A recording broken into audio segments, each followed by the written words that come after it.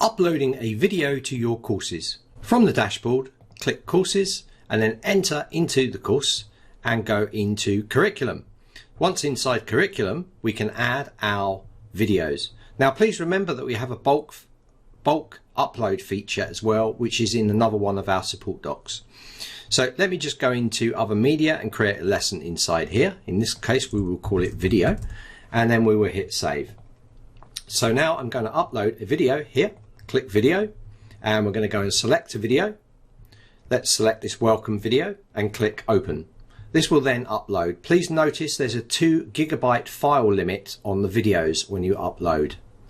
If it's higher than that, we suggest you use Handbrake, a free tool for actually reducing the size of your videos. Now another thing to take into account is the bars that show on here. This is basically because the video is processing.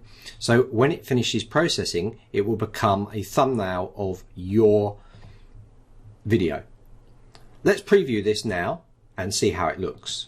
Let's go into the course curriculum under preview and open up other media and drop down to video. So you'll now see that inside here we have our video.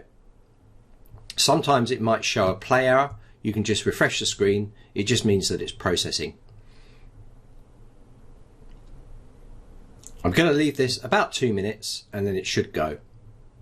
Remember I told you that when you initially upload a video, it takes a little bit of time because it needs to process that video. Okay, it's been about 2 minutes and the video has processed. Let's play this video now.